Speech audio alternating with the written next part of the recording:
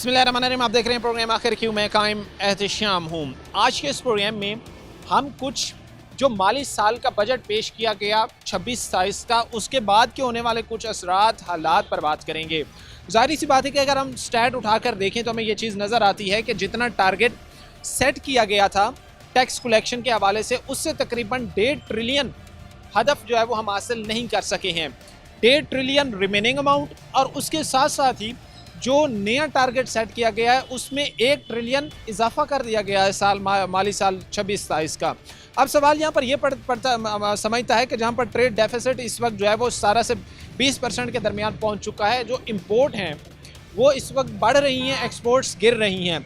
जाहिर सी बात है कि टैक्स कलेक्शन उसी टाइम ही होनी है जब टैक्स इकट्ठा होगा, मज़ीद टैक्स इम्पोज किए जाएंगे। क्या बिजनेस मुतामिल हो सकते हैं टैक्स कलेक्शंस के, क्या चीज़ें इंडस्ट्री मुतामिल हो सकते हैं मज़ीद टैक्स कलेक्शन की, फिर इंडस्ट्री कितना इसमें ताउन कर रही होती है। वो इंडस्ट्री डिफरेंट किस्म की हो, वो हमारी जो है वो टेक्सटाइल मिल्स हो, वो हमारी गोल्ड की इंडस्ट्री हो, वो कोई भी इंडस्ट्री हो, सारी सी बात है ये चीज़ें जाने की। बहरहाल यहाँ पर कुछ मार्केट्स हैं, कुछ गोल्ड की मार्केट्स हैं, कुछ दीगर हैं। मैं जो है वो सबसे पहले बढ़ूँगा, यहाँ पर बात करूँगा कुछ जो ताजिर हज़रात बैठे होते हैं इनसे। अस्सलाम वालेकुम भाई, कैसे? वालेकुम अस्सलाम जी। क्या नाम है आपका? मोहम्मद नवाज़। नवाज़ साहब बताइएगा ज़रा, सबसे पहले तो मैं चूँकि आज जो बात कर रहा था वो थी ख़ास तौर पर गोल्ड के रिलेटेड, जहाँ पर हम ये चीज़ समझते हैं कि गोल्ड की एक बड़ी इंडस्ट्री है। गोल्ड की इंडस्ट्री बड़े बड़े मुल्कों की जो इकॉनमी है वो गोल्ड पर रिलाई कर रही होती है।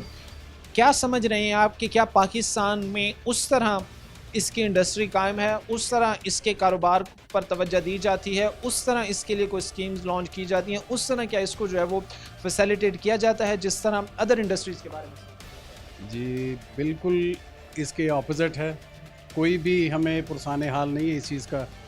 हमारी जितने भी कारोबार ज़रात हैं, गोल्ड के रेट ऊपर नीचे जाते हैं, उससे बहुत परेशानी पहले भी है। और दूसरा, वर्कर्स को कोई भी सहूलत नहीं दे सकते हम। जितने टैक्स लग रहे हैं, हर चीज़ पे टैक्स लग रहे हैं, सेल टैक्स लग रहे हैं, बोर्ड के टैक्स लग रहे हैं, इसी तरह काफ़ी और टैक्सेस हैं जो कि जूलर्स हजरात को लग रहे हैं। तो उसकी वजह से बहुत परेशानी है। और ना कोई हमारा वर्कर कोई अपना घर का पूरा सामान लेके जा सकता है, ना हम, क्योंकि ये इतनी ज़्यादा एक तो महंगाई हो चुकी है, ऊपर से सोने का रेट पहले 6 लाख गया, 6 लाख से फिर नीचे 4 लाख, 4.25 लाख यहाँ पे घूम रहा है। इसका कोई पता नहीं है कि कब तक ये स्टेबल होगा, और गवर्नमेंट इसके बारे में क्या सोच रही है। इनको ये ध्यान करना चाहिए। जो है वो समझ से बाहर है। अच्छा, प्रोडिक्शन भी कोई हमें ज़रा करके दें, चूँकि एक्सपर्ट्स लोगों को बेहतर इस चीज़ की समझ आती है। क्या गोल्ड आने वाले दिनों में बढ़ेगा, क्या कम होगा? चूँकि हमने ये चीज़ देखी कि दिसंबर में जो है वो 5.50 तक गोल्ड ने जो है वो टच किया, वापस आ गया तकरीबन 4.15-20 पे जो है वो इस वक्त सेल हो रहा है। क्या इससे कम होना है या इससे बढ़ना है? फ़िलहाल जब तक ये जो सूरत हाल है ना मुल्क में, जो दुनिया में जंग की सूरत हाल चली हुई है, हाँ, उस वजह से फ़िलहाल गोल्ड नीचे जा रहा है और नीचे जाएगा। प्रोडक्शन यही है कि नीचे और जाएगा। इस चीज़ को मुझे आपने थोड़ा सा बताना है कि जंग एक ऐसी सिचुएशन है जिसमें एवरीथिंग की कीमतें जो है वो एक बूस्ट कर जाती हैं। वो पेट्रोल हो, वो नॉर्मल ट्रेड हो, वो कोई भी चीज़ हो, तो उसकी कीमतें डेफिनेटली बूस्ट करती हैं। गोल्ड के स्टॉक क्यों गिरते हैं, गोल्ड की प्राइस क्यों गिरती है? पहले तो पेट्रोल कम होता था, गोल्ड बढ़ता था जब भी जंग होती थी। इस दफ़ा ये जो जंग हुई है इसमें पेट्रोल बढ़ता जा रहा है और गोल्ड बिल्कुल ज़मीन बोस होता जा रहा है। तो प्रोडक्शन इसकी बिल्कुल नीचे जाने की है, अभी ऊपर नहीं जाएगा। समझते हैं कि मज़ीद गोल्ड जो है वो नीचे जाएगा। कुछ लोगों ने शायद जो है वो 5 तक भी बाय कर लिया था, क्योंकि उस वक्त एक्सपर्ट्स ये भी कह रहे थे ना कि गोल्ड को तो अब जी गोल्ड बूस्ट हो चुका है, इसने अब 5, 6, 7, 8 ऊपर ही जाना है। सबका ज़हन तो यही था कि ऊपर जाएगा, लेकिन ये जंगी सूरत हाल में ये बिल्कुल नीचे आ गया। ज़ाहिर सी बात है, गोल्ड की एक बड़ी इंडस्ट्री है, और गोल्ड की ये सारी इंडस्ट्री रिलाई जो है वो करती है जब चीज़ें, ज़ाहिर सी बात है कि आप उस मुल्क में रहते हुए, उस कंट्री में रहते हुए जो है वो उन चीज़ों को बूस्ट करते हैं, उस कंट्री में रहते हुए उन चीज़ों को जो है वो बढ़ाते हैं।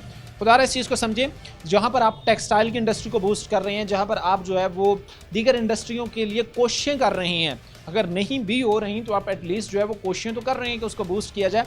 वहाँ पर जो गोल्ड के ताजिर हैं, जो बड़ी इंडस्ट्री है, इसके बारे में भी सोचा जाए। ब्रेक के बाद वापस आएंगे।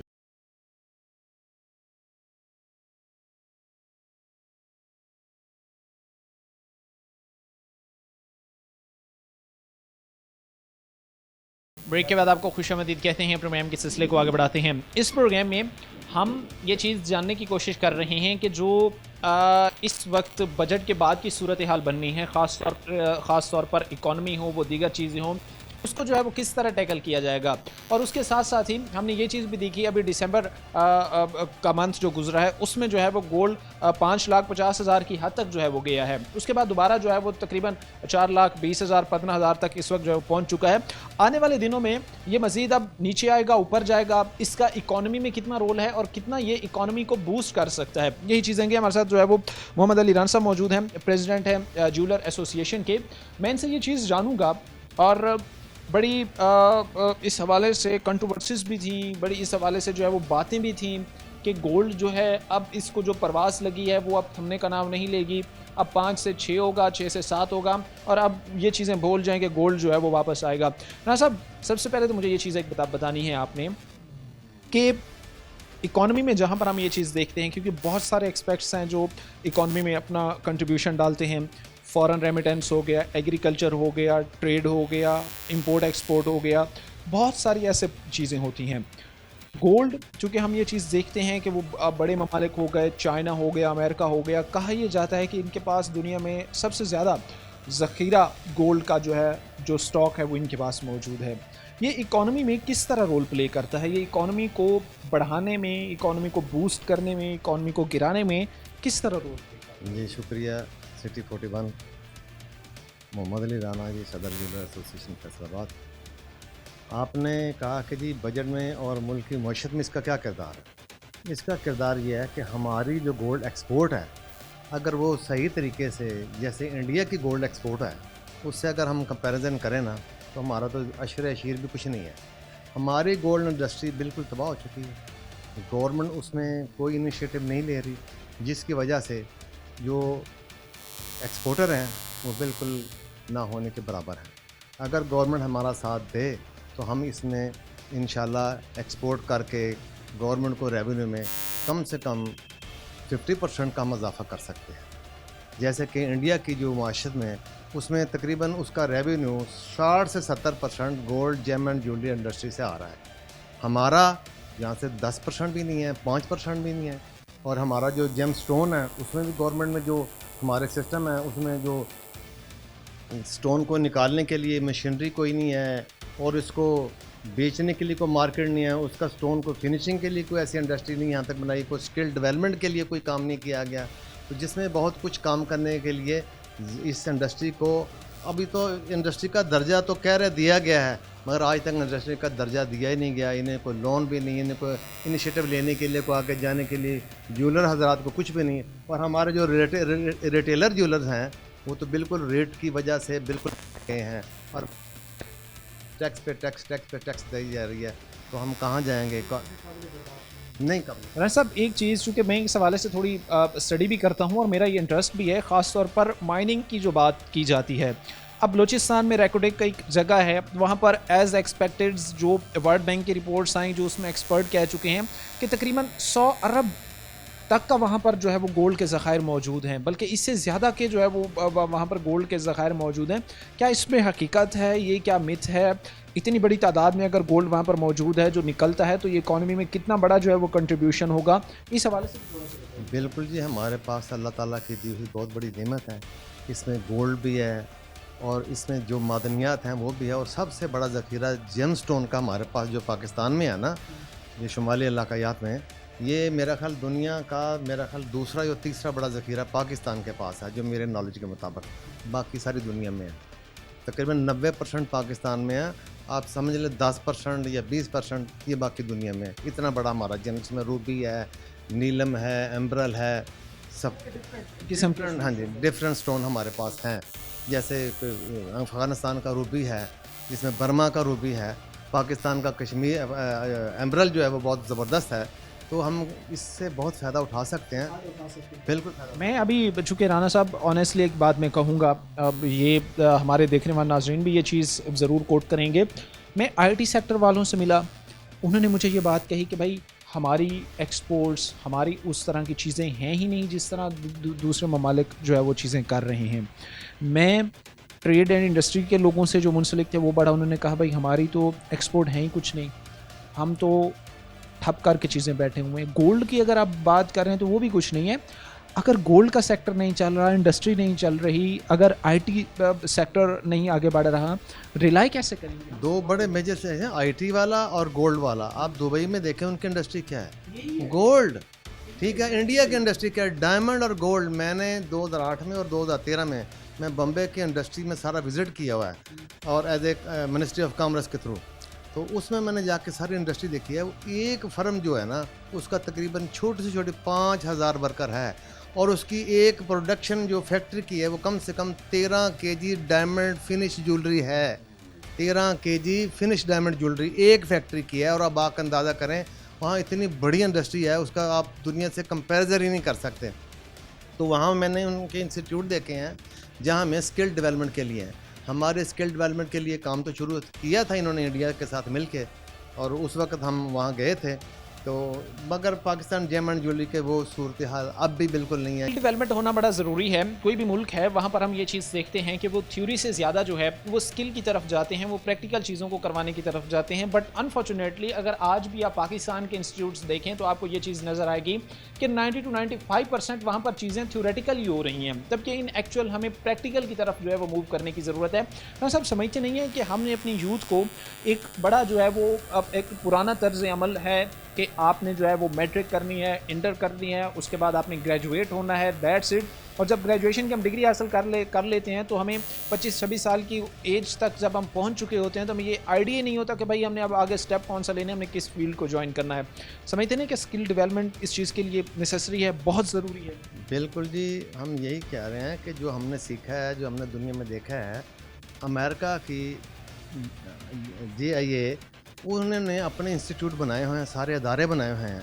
तो उसी तरह इंडिया ने भी ऐसे ही किया हुआ है, उन्होंने भी इंस्टीट्यूट बनाए हैं। तो उनको देखते हुए जब तक हम इंस्टीट्यूट नहीं बनाएंगे और प्रॉपर इसकी बेसिक एजुकेशन हम स्कूलों से नहीं शुरू करेंगे, इससे हमारी इंडस्ट्री को फ़ायदा नहीं होएगा बल्कि नुकसान हो रहा है। अगर हमारी बेसिक एजुकेशन इसकी हमारी इंडस्ट्री के शुरू में शुरू हो जाए, मैट्रिक से शुरू हो जाए और इससे आगे जो शुरू हो जाए, तो इसमें हमारे स्किल डेवलपमेंट जो है ना बच्चे, वो हमें तैयार मिलेंगे, वो हमारी इंडस्ट्री में भी काम आएंगे और बाहर की दुनिया में भी जाके वो काम आएंगे, क्योंकि अब पैसा जो है वो सिर्फ स्किल्स का है। जाहिर सी बात है कि कोई भी मसला है उसका हल उसी वक्त ही मुमकिन होता है जब लॉन्ग टर्म पॉलिसीज़ बनाई जाती हैं, और लॉन्ग टर्म पॉलिसीज़ में जो पॉलिसी मेकर्स होते हैं वो उन लोगों को शामिल करते हैं जो कि प्रोफेशनल्स होते हैं, जो कि उस फील्ड के रिलेटेड होते हैं। जब नॉन प्रोफेशनल लोग आके लीड करेंगे तो चीज़ें तबाही की तरफ ही जाएंगी। ब्रेक के बाद वापस आएंगे।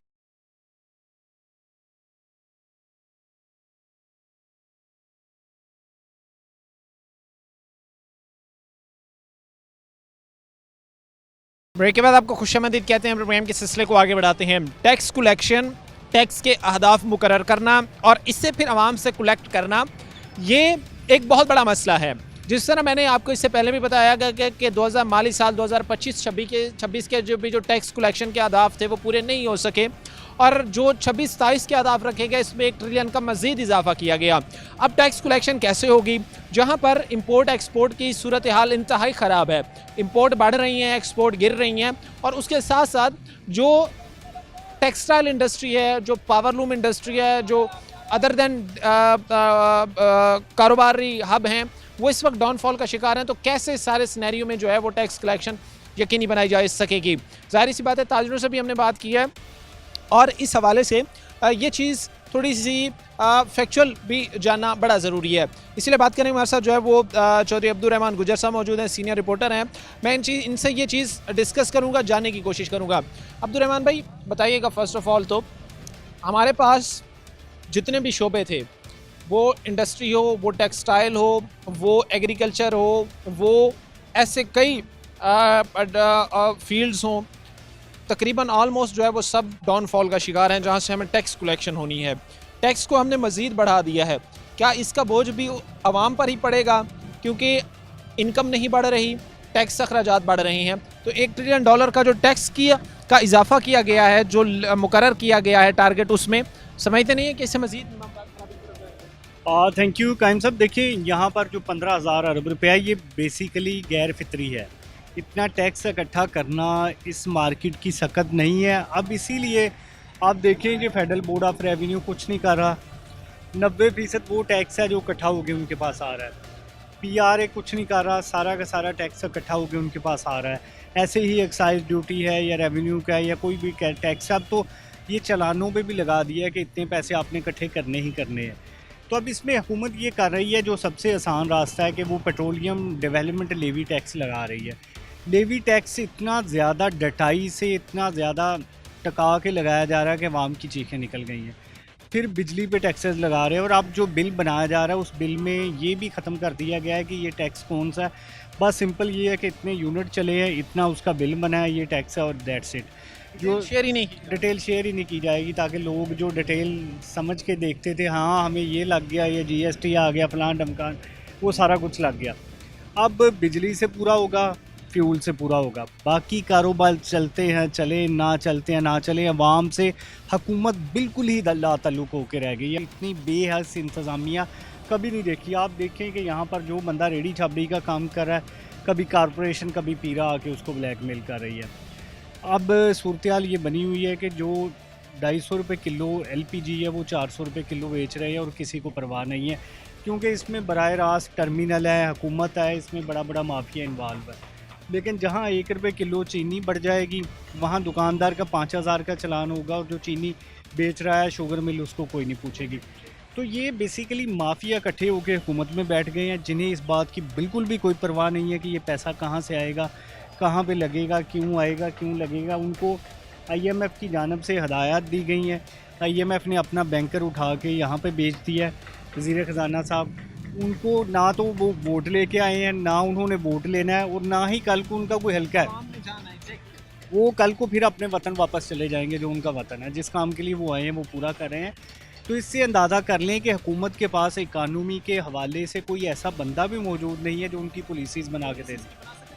मैं यही चीज़ जानने की कोशिश भी कर रहा था कि क्या अनप्रोफेशनल लोग तबाही की सबसे बड़ी वजह है कि आप एक फील्ड के रेलिवेंट बंदे नहीं उठा रहे और एक ऐसा अनप्रोफेशनल बंदा उठा रहे हैं कि उसको आप ला के किसी भी फील्ड की वो बात कर रहे हैं, not only for specific any person. आप कोई भी फील्ड में उसकी जो है वो लीड, उसकी कमांड एक ऐसे बंदे के हाथ में दे रहे हैं जो अनप्रोफेशनल है, जिसको उसकी शायद ABC का भी नहीं पता। क्या ये भी तबाही की वजह है कि आप इंडस्ट्री से सौंप दें, आप उसे डिपार्टमेंट सौंप दें, आप उसे जो है वो कोई भी चीज़ सौंप दें, तो इससे फिर तबाही ज़ाहिर सी बात है नहीं। देखें जी, जो कहते हैं ना कि ये प्रोफेशनल बंदा होना चाहिए प्रोफेशनल जॉब के लिए, या right man for the right job, तो ये जो नॉन प्रोफेशनलिज्म है, जिसने हमें कहीं का भी नहीं छोड़ा। जिसको कोई काम नहीं आता वो सियासत में चला जाता है, जिसको कोई काम नहीं आता वो उनको मुदाखलत करना शुरू कर देता है। तो यही पाकिस्तान की पूरी तारीख़ है, यही कहानी है कि बाकी ममालिक में देखें, कोई हुकूमत बदलती है तो पॉलिसी बदलती है। हमारे यहाँ हर साल पॉलिसी बदल दी जाती है। अभी यहाँ पर जो EVs के बारे में, जो यहाँ पर इलेक्ट्रॉनिक व्हीकल है, उनके बारे में पॉलिसी बदली है कि वो 8% से 25% पे टैक्स ले गए, और यहाँ पर जो इन्वेस्टमेंट आ रही थी वो सोच रहे हैं कि हम किसकी आसरे पे इन्वेस्टमेंट करें। फॉरेन डायरेक्ट इन्वेस्टमेंट, वो मैं कहता हूँ कि सबसे पस्ती की इंतहा पे है। मल्टीनेशनल कंपनीज़ यहाँ पे वापस जा रही हैं, लोकल कारोबार किसी का नहीं चल रहा। आप देखें कि सवाए इसके कि कोई 2-4 लाख बंदा जो है वो नई गाड़ियाँ ले रहा है, और वो पूरी 25 करोड़ का 1% भी नहीं है। उसके बलबूते पे हुकूमत कह रही है इतनी गाड़ियाँ बिक गई, ये हो गया वो हो गया। एक्चुअली की ये सूरत हाल बनी है कि नौजवान इतना ज़्यादा मायूस है कि हर साल 10 लाख बंदा बाहर जा रहा है, और बाहर जाके पढ़ना महंगा हो गया है, क्योंकि हमारा रुपया शॉर्टफॉल है। रुपया फाल कर रहा है, मुसलसल डॉलर के मुकाबले में 300 रुपये का $1 बनता है। तो लोग फिर भी इकट्ठे करके अपनी जायदाद बेच के, अपना सब कुछ बेच के वो बाहर जाने की फ़िक्र में। आप यूनिवर्सिटी की सूरत हाल का अंदाज़ा लगा लें कि यहाँ पर जो 20% है वो दाखिले हो पा रहे हैं, 80% सीटें खाली हैं, कोई आ नहीं पा रहा। पढ़ भी रहा था इस हवाले से कि फैसलाबाद की यूनिवर्सिटी, बड़ा नाम है उस यूनिवर्सिटी का, और बताया ये गया कि 80% वो सीटें खाली रह गई हैं, उस पर जो है वो स्टूडेंट्स की तादाद ही कम पड़ गई है। अब देखिए, इश्तिहार देंगे, फिर से देंगे, फ़ीस इतनी है, और जो तालीम है आपकी वो इतनी, जो आपने नॉन प्रोफेशनल का लफ्ज़ यूज़ किया वही है कि अगर आप डिग्री ले लेते हैं तो आपको कोई काम नहीं आता, आपको कोई जॉब नहीं देगा, तो फिर आप डिग्री क्यों लेंगे। अब बंदे सोचते हैं कि अगर हमने 2-4 लाख इधर लगाना और 4 साल का अरसा लगाना, तो हम 2-4-5 लाख लगा के बाहर चले जाते हैं, 4 साल में डिग्री भी हो जाएगी और शायद हमारा कैरियर भी बन जाए। ये वो चीज़ है जो आपके सामने हम गोश गुजार करने की कोशिश कर रहे हैं। और फिर उन लोगों को भी मैं ये समझता हूँ कि अप्रिशिएट करना चाहिए जो कि रेमिटेंस भेज रहे हैं, क्योंकि बहुत ज़्यादा हमारा जो डेफिसिट है वो इस रेमिटेंस से जो है वो कवर्ड होता है। बहरहाल जो हालात सूरत हाल है उसके सामने आपके सामने बयान कर रहे हैं। ब्रेक हम लेंगे, आपने कहीं नहीं जाना, हमारे साथ रहना है। ब्रेक के बाद वापस आएंगे।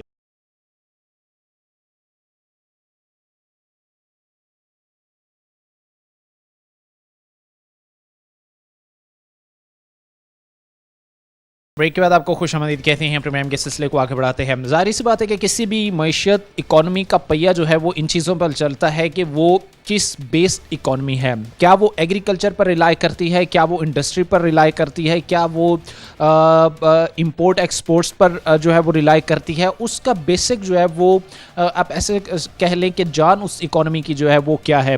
ज़ाहिर सी बात है कि अगर हम देखें तो पाकिस्तान की जो एक मिली जुली इकॉनमी है, जहाँ पर एग्रीकल्चर भी उसमें पार्टिसिपेट करती है, जहाँ पर इंपोर्ट एक्सपोर्ट भी उसमें पार्टिसिपेट करती हैं, अनफॉर्चुनेटली हमें जो है वो किसान भी रोता हुआ नज़र आता है। अनफॉर्चुनेटली हमें एक ताजिर भी, एक ट्रेडर्स भी, वो बेचारा भी रोते हुए नज़र आता है।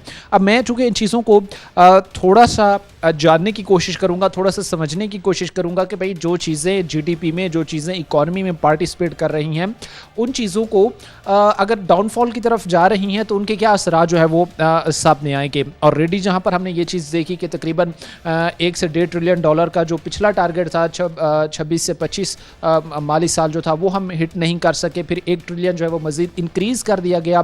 टैक्स कलेक्शन का जो हद लिमिट जो है वो रखी गई है। तो ज़ाहिर सी बात इन चीज़ों को थोड़ा सा समझना और इन पर बात करना ज़रूरी है, क्योंकि इकॉनमी अगर बेहतर होगी तो एक आम शहरी खुशहाल होगा, खुशहाली होगी तो जाहिर सी बात है कि इंसान अपने मामलात बेहतर तरीके से अंजाम दे सकेंगे। हमारे साथ अहमद जब्बार साहब मौजूद हैं, इकोनॉमिस्ट हैं, और मैं इससे पहले भी जब हमने प्रोग्राम किया था, जब 26 माली साल जो है वो 25-26 का बजट जो है वो पेश किया जा रहा था, तो उस वक्त भी बहुत सारे ऐसे खदशात थे जो अभी तक जो है वो स्टिल वही हैं और मज़ीद बड़े हैं। अहमद जब्बार साहब, सबसे पहले तो शुक्रिया आपकी वक्त देने का। फ़र्स्ट ऑफ़ ऑल मैं ये चीज़ ज़्यादा चाहूँगा कि एक इकॉनमी पहले तो उसको समझा यहाँ से जाता है, स्टडी यहाँ से किया जा सकता है। ये चीज़ तो आप भी बेहतर बता सकते हैं कि वो किस बेस्ड है। क्या वो एग्रीकल्चर पर रिलाई कर रही है, क्या वो इंपोर्ट एक्सपोर्ट पर रिलाई कर रही है, ट्रेड पर रिलाई कर रही है, फॉरेन रेमिटेंस पर रिलाई कर रही है, टूरिज़म पर रिलाई कर रही है। हमारी इकॉनमी किस बेस्ड है, पहले तो ये थोड़ी सी आप चीज़ हमें बताएं ताकि हमारी जो देखने वाली ऑडियंस है वो एक्चुअल समझ सके कि भाई हमारी जो मेजर हमारी लिए ज़िंदगी साबित हो सकती है वो ये फील्ड। बिस्मिल्लाहिर्रहमानिर्रहीम। सबसे पहले तो मैं ये बात करूँगा कि हमारा मुल्क जो है वो 24 करोड़ लोगों का मुल्क है, और 24 करोड़ लोगों ने ज़ाहिर है जी अपनी डे टू डे कंजम्पशन भी करनी है और उन्होंने अपनी लिविंग भी करनी है। कुछ आपके नेसेसिटीज़ होती हैं जो आपने उसको मैनेज करना ही करना होता है। आपकी क्लॉथिंग है, आपकी चीज़ें हैं, आपने वो आपकी मैनेज करना, आपकी हाउस है, आपकी कंस्ट्रक्शंस है। हर आदमी की ख्वाहिश होती है कि कोई ना कोई छोटा घर बन जाए। और छोटा घर जो बनता है, जब भी कोई कंस्ट्रक्शन इंडस्ट्री कहीं पे बूम पे जाती है ना, तो साथ उसके 34 इंडस्ट्रीज़ ऑटोमेटिकली आपकी जो है वो आती हैं, लूप में आती हैं जी। मुल्क ग्रो कौन सा करता है? मुल्क वो ग्रो करते हैं जो मैन्युफैक्चरर्स हैं, जो चीज़ रॉ से लेकर एंड तक जो खुद बना के एंड देन फिनिश प्रोडक्ट्स है वो इंटरनेशनल मार्केट में जो है वो सेल आउट किया जाए। हम अगर 95 में कोई धागा एक्सपोर्ट करें तो हम आज भी कुछ वही कंपनी वो धागा एक्सपोर्ट कर रही हैं, वो क्यों नहीं फिनिश प्रोडक्ट्स पे गई? रिसर्च एंड डेवलपमेंट नहीं है, एक्सपोर्ट्स के इंसेंटिव नहीं हैं, मेजर ये है। एक्सपोर्ट्स जब फाइनल टैक्स में था, जब मैं इसको टैक्सेशन के साथ लिंक करूँ तो फाइनल टैक्स में था तो all exporters are very happy. पिछले साल गवर्नमेंट ने कहा नहीं जी, हर एक्सपोर्टर जो अपने अकाउंट देगा, और एक एक्स्ट्रा बर्डन क्रिएट हुआ on the exporters for the new setups, for new hiring, और हर एक्सपोर्टर्स को उन्होंने कहा जी कि हम आपका अकाउंट जो है वो डिटेल चेक करेंगे। दुनिया के तमाम मुल्क अपने एक्सपोर्टर्स को जो है वो बूस्ट अप करते हैं। हमारी एक्सपोर्ट देखें जी, 4 साल पहले हमने 38 बिलियन डॉलर को टच किया था, और हमेशा जो एक्सपोर्ट है वो बढ़ती है, लेकिन हम वापस 32 बिलियन डॉलर पे आ जाए। क्यों वापस आ गए जी? इसका मतलब है आपकी कॉस्ट ऑफ जो है वो कहीं बहुत ज़्यादा है। जो आपके जो बाहर की कंट्रीज़ हैं वो आपके नेबरिंग कंट्री को देख रहे हैं। अगर मैं अपने नेबरिंग कंट्री की बात करूं, मैं नाम नहीं लेता, तो आईटी एक्सपोर्ट्स के हवाले से वो आपका 472 बिलियन को टच कर गया है, और हम 15 बिलियन डॉलर को टच नहीं किए। और $15 बिलियन को भी हम टच वो किए हैं जो पैसे यहाँ पे आ गए हैं। देखें, पैसा वहाँ जाता है जहाँ महफूज होता है। आईटी के लोगों ने अपना पैसा जो है वो कहीं बाहर ही जो है वो रिसीव करके दुबई में रख लिया, वहाँ रख लिया, वो पाकिस्तान में नहीं ला रहे। पाकिस्तान को सिर्फ अगर एज मिला तो एक एज मिला है, वो ये एज मिला है कि जो फॉर वर्कर्स जो बाहर ड्यू टू द सिचुएशंस बहुत सारे लोग ब्रेन ड्रेन हुए, और उन लोगों ने जो पैसा भेजा है वो पिछले साल आपका 29 बिलियन $30 बिलियन पे था, वो जाके टच कर गया आपको $38 बिलियन पे। तो गवर्नमेंट के मेजर रेवेन्यूज बेसिकली ये हैं, और फिर अल्टीमेटली वो ज़्यादा पैसा इंटरेस्ट में निकल जाता है, और पब्लिक इंटरेस्ट में वो पैसा जो है वो ज़्यादा अप्लाई नहीं हो सकता।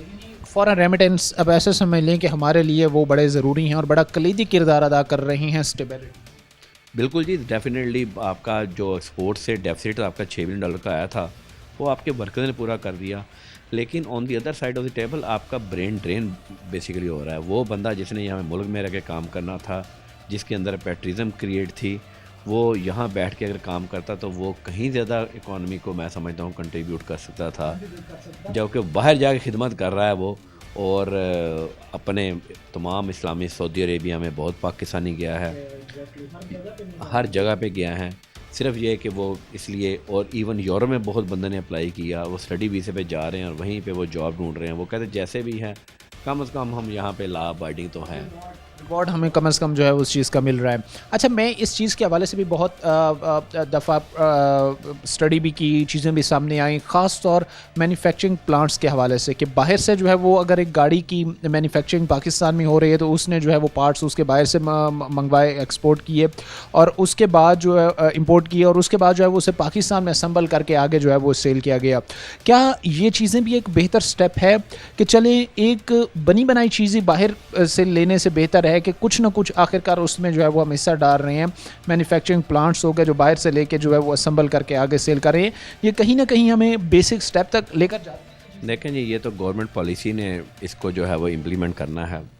अगर दोबारा मुझे एग्जांपल देनी पड़ेगी नेबरिंग कंट्री की, वो भी बहुत बड़ी उसकी पॉपुलेशन है, तो उन्होंने क्या किया कि उन्होंने कहा कि अगर किसी ने कहा जी हमने आपके मुल्क में इंपोर्ट करनी है, उन्होंने कहा जी आपको इंपोर्ट की इजाज़त है, आप एज इट इज़ इंपोर्ट कर दें, ठीक है, फिनिश गुड्स लाएँ और हमारे मुल्क में भेज दें, बट ओनली फॉर 2 ईयर्स।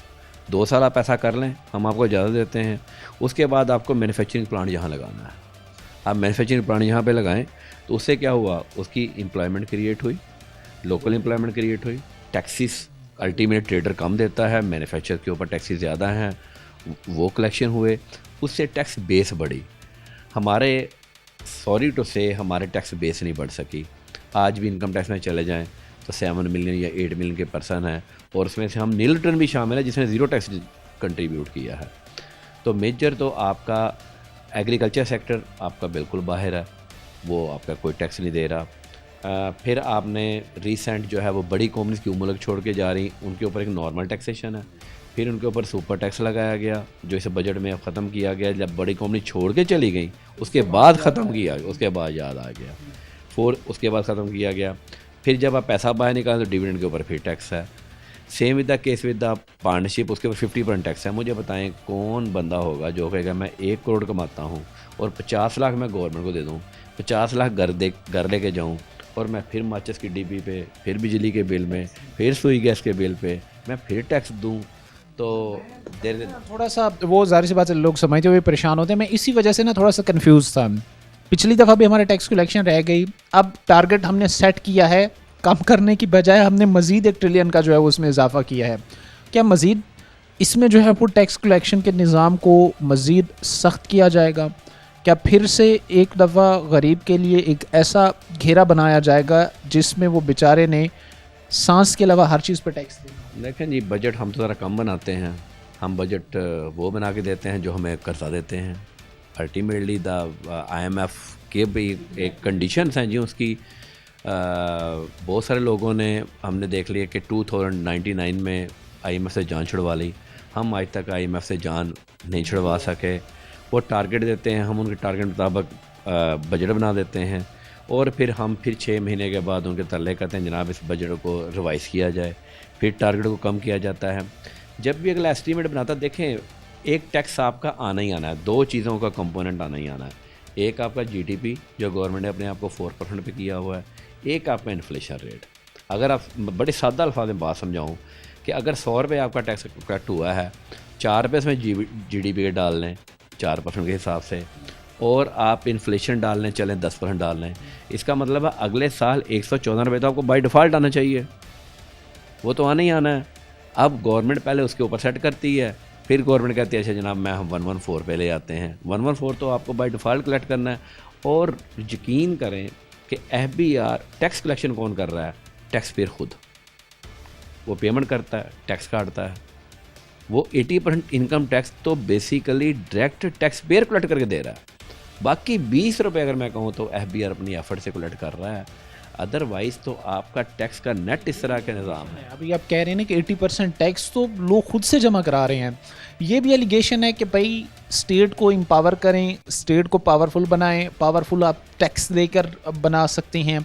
तो क्या इसमें क्या मिथ है? अभी भी टैक्स चोरी या ऐसे मामलात अभी भी कहीं ना कहीं पाए जाते हैं? देखें जी, हर शहरी के 3 बुनियादी हकूक़ हैं। एक उसको पीस चाहिए, एक उसकी हेल्थ है, ठीक है जी, और तीसरी चीज़ उसके बच्चों के एजुकेशन है, ठीक है जी। ये तीनों चीज़ें बेसिकली ह्यूमन राइट्स हमारे अक्रॉस दी बोर्ड नहीं है। बड़ी सादी सी बात करें, हमारे यहाँ एजुकेशन सिस्टम ही 5 तरह का है। आपका मदरसा सिस्टम है, आपके गवर्नमेंट स्कूल्स हैं, फिर आपके अपर मिडिल क्लास हैं, फिर हायर प्राइवेट स्कूल्स हैं, और उससे ऊपर भी एक अमेरिकन स्कूल्स लाइक बहुत बड़े स्कूल्स हैं हमारे, ठीक है जी। 5 तरह को तो आपको आपकी ब्रीड बाहर आ रही है। फिर उसके बाद अगर आप देखें तो उसकी जो टैक्सेस के सिस्टम है वो सिर्फ मैन्युफैक्चरर और दे रहे हैं, बाकी आगे ना आपसे होलसेलर पकड़ा जा रहा है, ना आपसे ट्रेडर पकड़ा जा रहा है। आप अगर उनको बिजली के मीटर का डाटा आपके पास है, नादरा का रिकॉर्ड आपके पास है, गवर्नमेंट जानती है कि किसने क्या कमाया है। नादरा देखिए कब डेवलप हो गया, अभी दुनिया वो उस सिस्टम में पहुंची नहीं थी। बहुत सारे मुल्क हमारे सब कॉन्टिनेंट के देखें तो नादरा का रिकॉर्ड डेवलप हो गया था। अब गवर्नमेंट को पता है कि जी बाहर कौन जा रहा है, कितने टूर लगा रहा है, एवरीथिंग हर चीज़ पता है। उसको टैक्स में लेके कैसे आना है, इस पे गवर्नमेंट को एक सीरियस काम करना चाहिए। इस बात में काम करने की ज़रूरत है। कुछ हमारे इकोनॉमिस्ट, चूँकि आप इकोनॉमिस्ट हैं, इन चीज़ों को आप भी डिस्क्राइब बेहतर कर सकते हैं, वो IMF की थॉट्स को, IMF के प्लान्स को बड़ा दुरुस्त तस्वुर करते हैं। कहते हैं कि IMF लोग तो हम मोस्टली ये चीज़ देखते हैं ना कि IMF के अगेंस्ट लोग बोलते हैं, लेकिन कुछ इकोनॉमिस्ट उनके हक़ में बोल रहे होते हैं कि ये एक्चुअली वो तरीका इस्तेमाल कर रहे होते हैं कि ये आपकी इकोनॉमी को जो है वो एक डेड इकोनॉमी को जो है वो सर्वाइव के काबिल बनाएं, फिर उसे ट्रैक पे लेके आएँ, फिर उससे जो है वो एक स्टेबिलिटी ला सकें। क्या IMF के मुतालिक इस तरह के स्टेटमेंट, बयान या इस तरह की चीज़ सोचना दुरुस्त है कि ये एक इकोनॉमी को जो है वो ट्रैक पे ला सकती है? ये एक पॉजिटिव साइड है जी। मैं उसको बात करूँ कि वो बात हमेशा करते हैं डॉक्यूमेंटेशन की, कि इकॉनमी शुड बी डॉक्यूमेंटेड। अब आप अगर हम UK की मिसाल ले लें तो उन्होंने क्या कर दिया कि तमाम होटल ने कहा जी payment through the card, no cash involvement. इसका मतलब जब कार्ड की पेमेंट होगी तो आपकी होटल्स की सारी पेमेंट वो आपकी डॉक्यूमेंटेशन में चली गई। जब डॉक्यूमेंटेशन में चली गई तो इसका मतलब है वो ना आपका PR है वो आपका छुपा सकता है, ना वो आपकी सेल्स छुपा सकता है, ना वो फेडरल का टैक्स छुपा सकता है। जब आपकी डॉक्यूमेंट सारी बैंक के ट्रांजेक्शन घूमेंगी, तो अगर हमारा गवर्नमेंट को सबसे पहले डॉक्यूमेंटेशन ऑफ इकोनॉमीज़ के ऊपर जो IMF का एक है वो बड़ा इंपॉर्टेंट पार्ट है कि अगर उसको लेके आएँ तो टैक्स नेट बढ़ जाएगा। और गवर्नमेंट को with respect to the electricity meter के कनेक्शंस पता है गवर्नमेंट को कितने हैं, तो गवर्नमेंट को चाहिए कि उन लोगों को पता ये गोडाउन किसका है, ये रेंट किसके पास जा रहा है, यहाँ पे किसकी गुड्स पड़ी हैं। पॉइंट्स हैं जिसमें उनके एलिमेंट्स जो हैं, उनके जो पॉइंट्स बड़े मुस्बत हैं IMF के। यही चीज़ जो है वो हम अब ज़ाहिर सी बात है जानने की भी कोशिश कर रहे थे।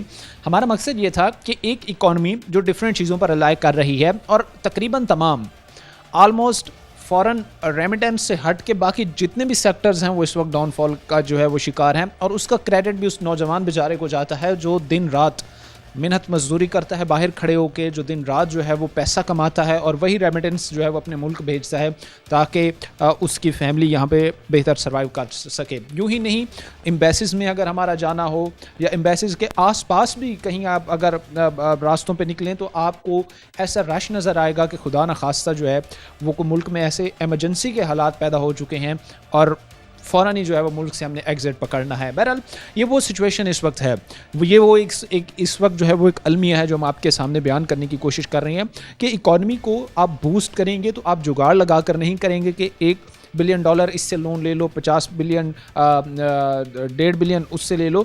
ये चीज़ें सिर्फ आप शॉर्ट टर्म पॉलिसी में चला रहे हैं। अगर लॉन्ग टर्म बेनिफिट लेने हैं, लॉन्ग टर्म पॉलिसीज़ बनानी है तो उसके लिए एक मैकेनिज़्म लॉन्ग टर्म पॉलिसी बनाना और पॉलिसी मेकर्स को बैठकर थिंक करने की, सोचने की ज़रूरत है। आज के प्रोग्राम के साथ कायम एहतिशाम और हमारी पूरी टीम को जल्द अगले प्रोग्राम तक अल्लाह ने के बान।